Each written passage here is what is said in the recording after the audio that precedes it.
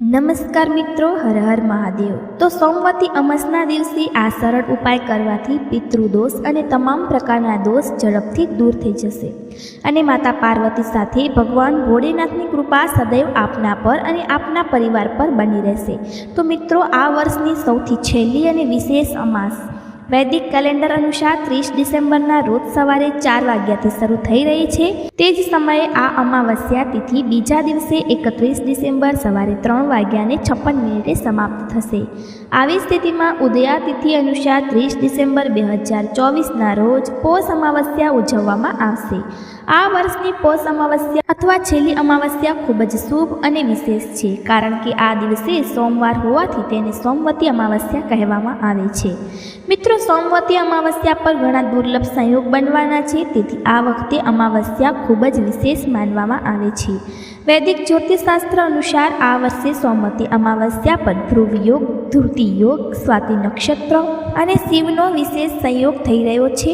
તો વહાલા મિત્રો, આ વિડીયોને જરૂરથી લાઇક કરજો અને ચેનલને જરૂરથી સબસ્ક્રાઈબ કરજો અને કમેન્ટ બોક્સમાં પૂરી શ્રદ્ધાથી હર હર મહાદેવ જરૂરથી લખજો। વિડીયોને છેલ્લે સુધી જોતા રહેજો, જેથી એક પણ ઉપાય સાંભળવો રહી ન જાય। તો 1. સોમવતી અમાવસ્યાના દિવસે પીપળાના ઝાડના મૂળમાં પાણી અને દૂધ ચડાવવું જોઈએ। આ પછી 5 પ્રકારની મીઠાઈઓ પણ ચડાવવાની, ભગવાન વિષ્ણુનું ધ્યાન કરવું જોઈએ અને સાથે જ ત્યાં પવિત્ર દોરો ચડાવીને દીવો પ્રગટાવો અને ઓમ નમો ભગવતે વાસુદેવાય મંત્રનો જાપ કરતી વખતે પીપળાને ઝાડની પાસે ઓછામાં ઓછી 108 વખત પરિક્રમા કરવાથી પિતૃદોષમાંથી મુક્તિ મળે છે। નંબર 2. સોમવતી અમાવસ્યાના દિવસે ઘરના દરેક ખૂણાને સારી રીતે સાફ કરો અને આ દિવસે સવારે અને સાંજના ઘરમાં, મંદિરમાં અને તુલસીના છોડ સામે દીવો કરો। અમાવસ્યાના દિવસે તુલસીના પાન કે બીલીના પાન તોડવા જોઈએ નહીં। નંબર 3.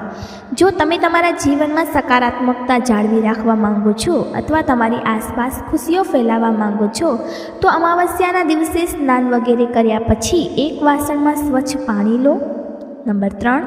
જો તમારા જીવનમાં સકારાત્મકતા જાળવી રાખવા માંગો છો અથવા તમારી આસપાસ ખુશીઓ ફેલાવવા માંગો છો, તો અમાવસ્યાના દિવસે સ્નાન વગેરે કર્યા પછી એક વાસણમાં સ્વચ્છ પાણી, તેમાં ચોખાના દાણા નાખો અને તે પાણી છોડમાં નાખો અને લાલ ફૂલ ચડાવો અને હાથ જોડીને ભગવાનને પ્રાર્થના કરો કે તમારા જીવનમાં સકારાત્મકતા જળવાઈ રહે। નંબર 4. જો તમે ઈચ્છો છો કે ભવિષ્યમાં તમારી સાથે બધું સારું થાય, તો સોમવતી અમાવસ્યાના દિવસે ઘઉંના લોટની રોટલી બનાવો અને તેના પર ગોળનો નાનો ટુકડો મૂકો અને ગાયને ખવડાવી દો। હાથ જોડી અને ગાયના આશીર્વાદ લો। નંબર 5. અમાવસ્યાના દિવસે વડનું એક પાન ઘરે લાવો, એને સ્વચ્છ પાણીથી ધોઈ લો। હવે તેના પર હળદરનું સ્વસ્તિકનું ચિહ્ન બનાવો અને તેને તમારા મંદિરના સ્થાન પર રાખો। તમારી બધી સમસ્યાઓ જલ્દીથી દૂર થઈ જશે અને જ્યારે તમારી સમસ્યાનો ઉકેલ આવવા લાગશે, તો આ પાનને પાણીમાં તરતા મૂકી દો। નંબર 6. જો તમે તમારા લગ્ન જીવનમાં કોઈ પણ પ્રકારની સમસ્યાનો સામનો કરી રહ્યા છો, તો તે આ સમસ્યામાંથી મુક્તિ મેળવવા માટે તમારે સોમવતી અમાસના દિવસે સ્નાન વગેરે કર્યા પછી શિવલિંગ પર જળાભિષેક કરવો જોઈએ। ત્યાર પછી શિવલિંગની પૂજા અગરબત્તી વગેરેથી કરવી જોઈએ। નંબર 7. જો તમે તમારા ઘરની સુખ સમૃદ્ધિ જાળવી રાખવા માંગતા હોય, તો સોમવતી અમાવસ્યાના દિવસે ધોબીના હાથ જોડી અને શુભેચ્છા પાઠવો અને તેને કોઈ પણ કપડું ભેટમાં આપો। અમાવસ્યાના દિવસે આવું કરવાથી તમારા ઘરમાં સુખ, શાંતિ અને સમૃદ્ધિ જળવાઈ રહેશે। નંબર 8. જો તમે તમારા ધંધામાં સફળતા મેળવવા માંગતા હોય, તો સોમવતી અમાવસ્યાના દિવસે સૌથી પહેલાં સ્નાન કરી સૂર્યદેવને જળ અર્પણ કરી અને ત્યારબાદ પોતાના પિતૃઓને પ્રસન્ન કરવા માટે આ મંત્રનો જાપ કરો। મંત્ર છે ઓમ સર્વભ્યો પિતૃભ્યો નમો નમઃ। નંબર 9. જો તમે તમારા જીવનમાં પ્રગતિ કરવા માંગતા હો અને વિજયથી ઊંચાઈઓને સ્પર્શ કરવા માંગતા હો, તો સોમવતી અમાવસ્યાના દિવસે તમારે યોગ્ય બ્રાહ્મણોને તમારા ઘરે બોલાવી અને તેમને ખીર, પૂરી અને શાકભાજી ખવડાવો, તેમજ બ્રાહ્મણોના બંને ચરણને સ્પર્શ કરી અને આશીર્વાદ લો। આ સિવાય બીજી વાત છે, જ્યારે તમે બ્રાહ્મણને ખવડાવો ત્યારે તેની થાળીમાં બચેલો ભાગ ઉપાડી 2 પૂરીઓને અલગ અલગ મૂકી દો અને તેને કૂતરાને ખવડાવી દો। આનાથી વિશેષ લાભ જોવા મળશે। નંબર 10. સોમવતી અમાવસ્યાના દિવસે ભગવાન શિવના મંદિરમાં જઈને શિવલિંગ પર દૂધ અને દહીંનો મંદિરમાં જઈ અને અભિષેક કરો। સૌ પ્રથમ શિવલિંગ પર ધીમે ધીમે દૂધની ધારા નાખી તેનો અભિષેક કરો, પછી શુદ્ધ પાણીમાં પ્રવાહમાં રેડી દો અને ત્યારબાદ શિવલિંગ પર દહીંનો અભિષેક કરો અને છેલ્લે શિવલિંગ પર શુદ્ધ જળની ધારા વહાવી દો। નંબર 11, જો તમારું મન પ્રસન્ન નથી, તમે હંમેશા તણાવમાં રહો છો અને તેના કારણે તમે યોગ્ય રીતે ભોજન પણ નથી કરી શકતા, તો તેના માટે સવારે કે બપોરે જમતી વખતે તમારા ભોજનમાંથી એક રોટલી કાઢી અને વળના પાન પર ફેરવીને રાખી દો. જમતા પહેલાં વળના પાનને લાવો. હવે એ રોટલી પર એક લવિંગ, એક એલચીનો દાણો, આખી સોપારી, થોડું કેસર નાખો. હવે તે રોટલીને તમારા માથા પર 7 વખત ફેરવો અને તેને એક ચોક પર શાંતિથી રાખી આપો. આ ઉપાયથી તમને વિશેષ લાભ જોવા મળશે. નંબર 12, સોમવતી અમાવસ્યાના દિવસે એક ચપટી મીઠું, થોડું સરસવ લો અને તેને માથા પર 7 વખત ફેરવી પાણીમાં નાખી દેવું જોઈએ. કોઈ પણ પ્રકારની નજર લાગી હોય તો તેને તરત જ ઉતરી જશે. બાળકોને નજરથી બચાવવા માટે પાણીમાં એક ચપટું મીઠું ભેળવીને અઠવાડિયામાં એકવાર બાળકને સ્નાન કરાવી દો. નંબર 13, અમાસના દિવસે સવારથી સૂર્યાસ્ત સુધી ઘરના ઉત્તર પૂર્વ ખૂણામાં ઘીનો દીવો પ્રગટાવીને રાખવો જોઈએ. સૂર્યાસ્ત થયા પછી સરસવના તેલનો દીવો પ્રગટાવવો જોઈએ. આ ઉપાય કરવાથી ધનની દેવી પ્રસન્ન થાય છે અને સુખ સમૃદ્ધિનો આશીર્વાદ આપે છે. અમાસના દિવસે ઘરના દરેક ખૂણે અજવાળું રાખો અને ઘરના દરેક ખૂણે દીવો પ્રગટાવો. નંબર 14, સોમવતી અમાવસ્યાની રાત્રે સૂતા પહેલાં પાણીમાં એક ચપટી મીઠું ઉમેરો અને તેનાથી તમારા હાથ પગને ધોઈ લો. તેનાથી શરીરમાં થાક દૂર થશે, ઊંઘ પણ સારી આવશે. નંબર 15, સોમવતી અમાવસ્યાના દિવસે એક લીંબુ લઈ સાંજના સમયે તેના 4 ટુકડા કરી અને તેને ચારે દિશામાં ફેંકી દો. આ સિવાય અમાસની રાત્રે 8 બદામ, 8 કાજુની ડબ્બીમાં કાળા કપડામાં બાંધીને સિંદૂરમાં રાખી દો. તેનાથી આર્થિક સમસ્યાઓ જલ્દીથી દૂર થઈ જશે. એવું કહેવાય છે કે અમાસના દિવસે જો કોઈ વ્યક્તિ વૃક્ષ, વેલ વગેરે કાપી નાખે છે અથવા તેમાંથી એક પાન તોડી નાખે છે તો તેને બ્રહ્મહત્યાનું પાપ જેવું લાગે છે. નંબર 16, સોમવતી અમાવસ્યા પર આપણે ભગવાન શિવ અને માતા પાર્વતીની પૂજા કરીએ છીએ, પરંતુ આ દિવસે આપણા પૂર્વજોને મોક્ષ પ્રદાન કરાવવા માટે આપણે ભગવાન વિષ્ણુની પણ પૂજા કરવી જોઈએ અને તેમનો મંત્રનો જાપ કરવો જોઈએ, જે મંત્ર છે ઓમ નમો ભગવતે વાસુદેવાય મંત્ર. ત્યારબાદ તેમનાથી મેળવેલા જે પુણ્ય તમારા પૂર્વજોને અર્પણ કરવો જોઈએ, તેનાથી તેઓ ખુશ થશે અને તમને આશીર્વાદ આપશે. નંબર 17, સોમવતી અમાવસ્યા પર ભગવાન શિવને બીલીપત્ર ચડાવો અને શિવલિંગનો જળાભિષેક કરો અને વેલાના ઝાડને પાણી આપો. તેના પર દોરો બાંધો. આ ઉપાયથી પિતૃદોષ દૂર કરી શકાય છે. નંબર 18, સોમવતી અમાવસ્યાની રાત્રે લોટમાંથી 7 દીવા બનાવો. તેને પીપળાના ઝાડ નીચે પ્રગટાવી આવો. આ ઉપાય કરવાથી બધી મનોકામનાઓ પૂર્ણ થશે, પરંતુ આ ઉપાય કોઈને કહ્યા વિના ગુપ્ત રીતે કરવાનો છે. નંબર 19, અમાસના દિવસે સવારે સ્નાન કરો. તે પછી તમારા પૂર્વજોને યાદ કરો, તેમને જળ અર્પણ કરો. તર્પણ કરી અને કાળા તલ, સફેદ ફૂલ અને કુશનો ઉપયોગ કરી અને તર્પણ કરવાથી પિતૃઓ તૃપ્ત થાય છે અને તેઓ પ્રસન્ન થઈને આશીર્વાદ આપે છે. તેમના કૃપાથી વંશ, ધન, સુખ, સમૃદ્ધિમાં વૃદ્ધિ થાય છે. નંબર 20, સોમવતી અમાવસ્યાના દિવસે પાણીમાં મીઠું નાખી ઘરમાં કચરા પોતા કરો. આનાથી નકારાત્મક ઉર્જા દૂર થશે.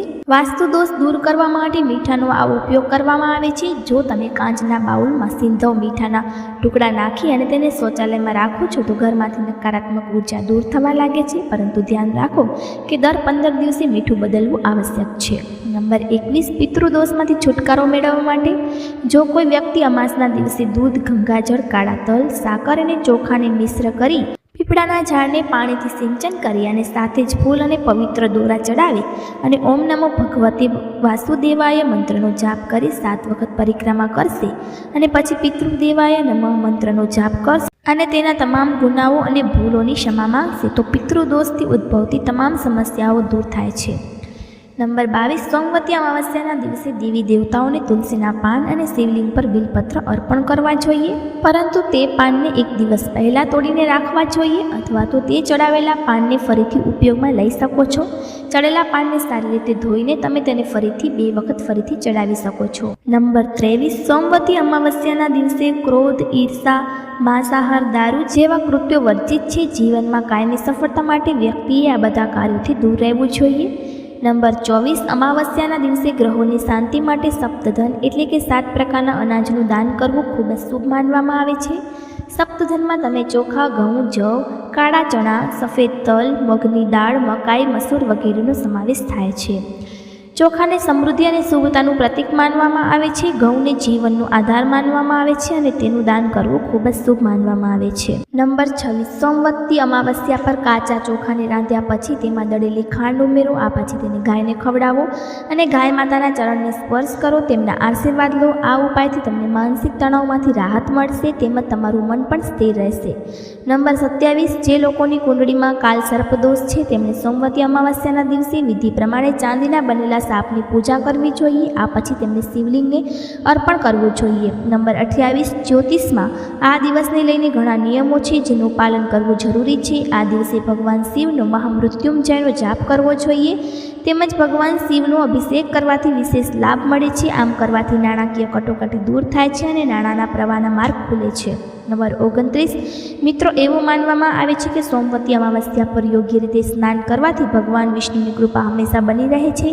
જો તમે નદીમાં નાહવા ન જઈ શકતા હો તો સ્નાનના પાણીમાં થોડું ગંગાજળ ભેળવીને ઘરમાં સ્નાન કરો. એવું માનવામાં આવે છે કે આ દિવસે યોગ્ય રીતે સ્નાન કરવાથી પિતૃઓના આત્માને શાંતિ મળે છે.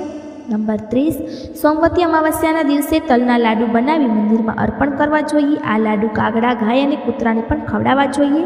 લાડુ ચડાવતી વખતે તમારી ઈચ્છાઓનું પણ ધ્યાન રાખો. આમ કરવાથી તમારી ઘણા બધા દિવસોથી અધૂરી રહેલી ઈચ્છાઓ પણ પૂર્ણ થઈ જશે. તો મિત્રો, આ હતી તે માહિતી જે તમારે હંમેશા ધ્યાનમાં રાખવી જોઈએ. આ ખૂબ જ મહત્વપૂર્ણ માહિતી હતી અને કમેન્ટ બોક્સમાં જય માં લક્ષ્મી અવશ્ય લખી દેજો.